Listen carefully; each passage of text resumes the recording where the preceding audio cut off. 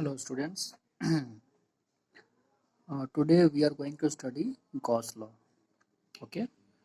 अभी तक हम लोग आपके साथ starting from chapter 1 Coulomb's law, ठीक है, electric field intensity, electric flux, dipole, ये सब टॉपिक्स हम पढ़ चुके हैं। ठीक है, लास्ट क्लास में हमने पढ़ा था कि किसी भी पॉइंट पे टोटल इलेक्ट्रिक फ्लक्स हम लोग कैसे निकालते हैं।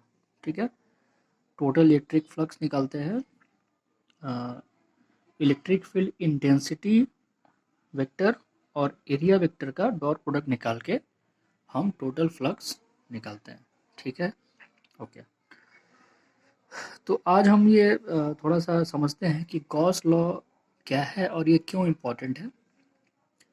ठीक है, Gauss law basically, Gauss law की मदद से हम लोग किसी भी पॉइंट पे, ठीक है, टोटल इलेक्ट्रिक फ्लक्स निकाल सकते हैं। ओके, जो फॉर्मूला हम पढ़ चुके हैं ऑलमोस्ट वही यूज़ होगा, मगर कॉन्सेप्ट थोड़ा सा यहाँ ईजियर हो जाएगा। ठीक है, तो गॉस लॉ बेसिकली कहता क्या है? तो गॉस लॉ हमें रिलेशन बताता है total electric flux through a closed surface. ठीक है, जिस पॉइंट पे हमको फ्लक्स निकालना है उसके अराउंड हम एक क्लोज सरफेस मान लेते हैं। ठीक है, तो एक उस क्लोज सरफेस के थ्रू कितना फ्लक्स जनरेट हो रहा है, उस क्लोज सरफेस के अंदर एक चार्ज हम रख देते हैं। ठीक है, ऑब्वियसली किसी भी चार्ज के कारण ही इलेक्ट्रिक फील्ड जनरेट होगी और फ्लक्स जनरेट होगा, है ना। तो बेसिकली हम लोग क्या करते हैं कि एक क्लोज सरफेस के अंदर एक पॉइंट चार्ज को अगर रखा हुआ है तो उस चार्ज के कारण उस सरफेस के थ्रू टोटल फ्लक्स कितना हो रहा है, कितना मूव हो रहा है, वो हम निकाल सकते हैं गॉस लॉ में। ठीक है, गॉस लॉ में यही रिलेशन बताते हैं। ओके, अभी सारी चीज़ें तुरंत समझ में नहीं आएंगी, जैसे जैसे हम आगे बढ़ेंगे और बेसिकली हम एग्जाम्पल से ही इसको समझ सकते हैं। ठीक है, कुछ केसेस हम देखेंगे, 2 केस हम अभी देखते हैं, उससे और भी चीज़ें क्लियर होंगी। जैसे यहाँ पर एक पॉइंट चार्ज रखा हुआ है Q, प्लस Q। ओके, इस प्लस Q के कारण यूनिफॉर्म इलेक्ट्रिक फील्ड जनरेट हो रहा है। ठीक है, अब अगर इमेजिन कीजिए इस यूनिफॉर्म इलेक्ट्रिक फील्ड के रास्ते में, ठीक है, या इलेक्ट्रिक फील्ड के अंदर हम एक क्लोज सरफेस रख देते हैं। जैसे हमने यहाँ पर एक क्यूब रख दिया, क्लोज सरफेस। ठीक है, कुछ भी रख सकते हैं, स्फेयर भी रख सकते हैं, सिलेंडर भी रख सकते हैं। ठीक है, तो मान लीजिए क्यूब हमें रख दिया और हम आपसे पूछें कि इस इलेक्ट्रिक फील्ड के कारण इस क्लोज सरफेस के ऊपर नेट फ्लक्स कितना जनरेट हो रहा है, नेट फ्लक्स। ठीक है, तो कैसे निकालेंगे? हम लोग क्या करते हैं, डायरेक्शन इधर है फील्ड का, ये इन है, ये आउट है। इस सरफेस को कंसीडर करते हैं साइड में जो है, ठीक है, और इस सरफेस को साइड में। ठीक है, ये जो बाकी के 4 सरफेस हैं, एक अपर सरफेस, एक लोअर सरफेस, एक इधर ये सामने वाला सरफेस, एक इस तरफ वाला, है ना, अपर लोअर एंड 2 साइड के सरफेस। यहाँ पर तो इलेक्ट्रिक फ्लक्स 0 होगा। ठीक है, क्योंकि इलेक्ट्रिक फील्ड से एरिया वेक्टर 90 डिग्री बना रहा है, तो फ्लक्स क्या है, 0 हो जाएगा। तो टोटल इलेक्ट्रिक फ्लक्स जो पास करेगा वो कहाँ से, वो किस सरफेस से करेगा, ये सरफेस और ये सरफेस। ठीक है, इस एरिया वेक्टर और ई के बीच एंगल है 0, यानी फॉर्मूला हो जाएगा total flux E dot A. अब देखिए कि जितना इस सरफेस से फील्ड इलेक्ट्रिक लाइंस क्रॉस हो रही हैं, ठीक है, इस वाले सरफेस से, उतनी ही इलेक्ट्रिक फील्ड लाइंस इधर से भी आउट हो जाएंगे। ठीक है, जितना इन हो रहा है उतना आउट हो रहा है, तो फाई इन बराबर फाई आउट। ठीक है, total flux at in point is equal to total flux at out point. ठीक है, तो नेट फ्लक्स हो जाएगा 0। ठीक है, अंदर कुछ रह नहीं रहा है, टोटल फ्लक्स, है ना, जितना आ रहा है उतना निकल जा रहा है। तो हमको क्या समझ में आया कि इलेक्ट्रिक फील्ड में अगर हम कोई क्लोज सरफेस रखते हैं तो वहाँ पे टोटल फ्लक्स हो जाता है 0। उसी तरह थोड़ा सा ये भी एग्जांपल देख लें। इलेक्ट्रिक फील्ड में हम क्या कर रहे हैं, एक स्फेयर को रख दे रहे हैं, स्फेयर को रख दीजिए आप, तो ऑब्वियसली इस पॉइंट से, इस सरफेस से जितना इन होगा उतना ही इस सरफेस से आउट हो जाएगा। तो यहाँ पर भी नेट इलेक्ट्रिक फ्लक्स है वो 0 हो जाएगा। कोई भी ऑब्जेक्ट होगा किसी भी शेप का, सर्कल हो या कोन हो, तो उस क्लोज सरफेस के थ्रू इलेक्ट्रिक फ्लक्स 0 होगा, नेट इलेक्ट्रिक फ्लक्स, अगर वो इलेक्ट्रिक फील्ड में रखा हुआ है तो। यहाँ पर जो केस हो रहा है वो ये है कि चार्ज जो है वो सरफेस से बाहर है, ठीक है। चार्ज पार्टिकल जो है वो सरफेस से बाहर है।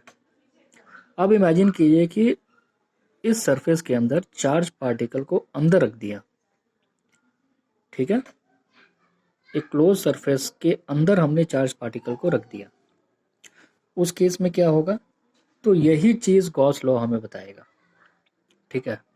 बहुत यूज़फुल लॉ है, और जितना हम आसानी से इसका एप्लीकेशन समझ जाएंगे और करने लगेंगे प्रॉब्लम्स को, तो फाइनली आपको लगेगा कि नहीं, ये बहुत फ्रूटफुल है। तो जरा हम दूसरा केस देखते हैं कि मान लीजिए एक क्लोज सरफेस है, स्फीयर ही है मान लीजिए, उसके बीच में हमने एक चार्ज पार्टिकल को रख दिया है बीच में, ठीक है। तो इस चार्ज पार्टिकल के कारण इस सरफेस के थ्रू कितना फ्लक्स होगा? तो वो होगा phi is equal to q by epsilon naught, q by epsilon naught, ठीक है, q by epsilon naught, phi is equal to q by epsilon naught, okay. अब ये कैसे हो रहा है मैं आपको बता रहा हूँ, है ना। यही गॉस लॉ का हमारा प्रूफ है कि एक क्लोज सरफेस के अंदर एक पार्टिकल चार्ज पार्टिकल को रख दिए, तो उस चार्ज पार्टिकल के कारण टोटल फ्लक्स कितना जनरेट हो रहा है, that will be equal to q by epsilon naught, और ये हम अभी डिस्कस करेंगे।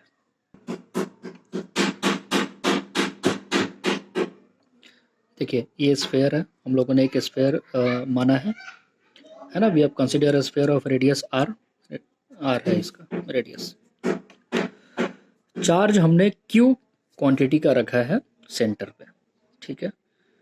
तो हम अब ऑलरेडी सब कुछ जानते हैं कि इस क्यू के कारण परपेंडिकुलरली आउटवर्ड इलेक्ट्रिक फील्ड होगा, ठीक है। और इसका जो एरिया वेक्टर होगा, है ना, फॉर जैसे ये पूरा सरफेस है, टोटल एरिया इसका कुछ भी हो, ए है मान लीजिए, तो एक एलिमेंट्री एरिया हम लोगों ने काउंट किया है, डेट इज डी एस, ठीक है। तो इसका एरिया वेक्टर भी आउटवर्ड होगा नॉर्मल, ओके। तो दोनों के बीच का एंगल है 0, ओके, ग्रेट। तो अब देखिए इस पॉइंट पे, इसी पॉइंट पे टोटल इलेक्ट्रिक फील्ड कितना होगा? That will be k into q by r cube into r vector, ठीक है। वेक्टर फॉर्म में लिख रहे हैं इसको, ठीक है, आर वेक्टर, ओके। अब ये जो टोटल फ्लक्स कितना हो जाएगा, टोटल फ्लक्स कितना हो जाएगा? ई तो है k q by r cube into r vector, okay. तो फ्लक्स कितना हो जाएगा? ई डॉट डी एस, है ना, E dot d s, dot product of electric field intensity and area vector, okay. तो हम क्या किए यहाँ पे, k q by r cube into r vector, okay, into D s कर दिए, क्लियर है, ओके।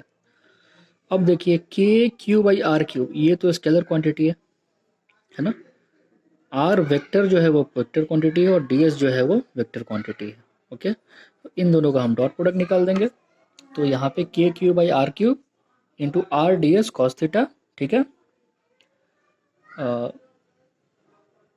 कॉस 0 रख देंगे यहाँ पे, तो k q by r cube into r d s हो गया, ओके।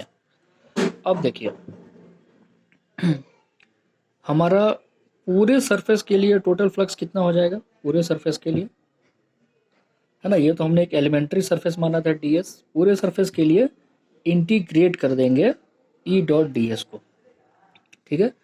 ई डॉट डी एस को इंटीग्रेट कर देंगे, यहाँ पे ये सर्कल का साइन है, डेट इज, इसको बहुत सारी चीज़ें बोलते हैं, सरफेस इंटीग्रल भी बोलते हैं, साइक्लिक इंटीग्रल भी बोलते हैं, है ना। मतलब डी एस को टोटल सरफेस के लिए इंटीग्रेट कर दिया, ठीक है। तो वो हमारा आ जाएगा K cube by R square into D S, integration of K cube R square D S, और हमको मालूम है कि हमने यहाँ पे एक स्फेयर काउंट किया है, स्फेयर को कंसिडर किया है, तो स्फेयर का टोटल सरफेस एरिया होता है 4πr²। Okay, 4πr²। तो हम ये इसको सॉल्व करेंगे तो Q/ε0 आ रहा है, ठीक है, Q/ε0। अब देखिए, अब इम्पॉर्टेंट चीज़ मैं बताने वाला हूँ। ये तो हुआ कि electric flux, net electric flux due to a point charge inside a close surface. Okay, ये फॉर्मूला याद रखिएगा। अब इम्पॉर्टेंट बात जो आ रही है, आप सोच रहे होंगे कि सर हमने तो यहाँ पे एक स्फेयर माना है, क्यों नहीं हम एक सिलेंडर मान लेते, क्यों नहीं हम एक कोन मान लेते। ठीक है, तो देखिए शुरुआत हम लोग स्फेयर से करते हैं, ठीक है, बुक्स में भी आपको स्फेयर ही मिलेगा। अब हम इसको प्रूफ करते हैं, ठीक है, हम आपको प्रूफ लेकर के आ रहे हैं। इस फिगर को बस आप देखिए कि क्या ये फॉर्मूला है ना, E.ds, integration of E.ds is equal to Q/ε0 सभी सरफेस के लिए पॉसिबल है या नहीं। देखिए, एक पॉइंट चार्ज है Q, अभी हम स्फेयर मान रहे थे, इसके बाहर जो भी फ्लक्स जा रहा है डेट इज Q/ε0। हम मान लीजिए इसके सामने एक सिलेंडर को भी मान लेते हैं, एक सिलेंडर के अंदर भी हमने इसको रख दिया, ठीक है। तो इमेजिन कीजिए जितना फ्लक्स Q से इस स्फीयर से बाहर आ रहा है, उतना ही फ्लक्स इस सिलेंडर से भी बाहर आएगा। ओके, क्लियर है। और हम मान लीजिए इसके अंदर इसके बाहर एक कोण भी बना दिया है ना, इस सिस्टम को एक बड़े से कोण के अंदर भी रख दिया, तो भी हमारा नेट फ्लक्स का वैल्यू सेम रहेगा, Q/ε0। सोच के देखिए, ठीक है। तो हमें क्या पता चलता है कि अगर हम एक चार्ज पार्टिकल को क्लोज सरफेस के अंदर रख देते हैं तो वो independent of shape, independent of size हो जाता है, और उससे जितना फ्लक्स निकलेगा that will be equal to Q/ε0। ठीक है, और मैथमेटिकली गॉस लॉ यही होता है ना, गॉस लॉ का मैथमेटिकल एक्सप्रेशन यही है, देख लीजिए E.ds इक्वल टू Q/ε0। ठीक है, अब अगले वीडियो में हम कुछ केसेस देखेंगे, तो वहाँ पे आपको बहुत आसानी से समझ में आ जाएगा कि गॉस लॉ का एप्लीकेशन कैसे करना है और ये कितना इजी है। ठीक है, ओके, आई होप समझ में आया होगा आपको। Thank you.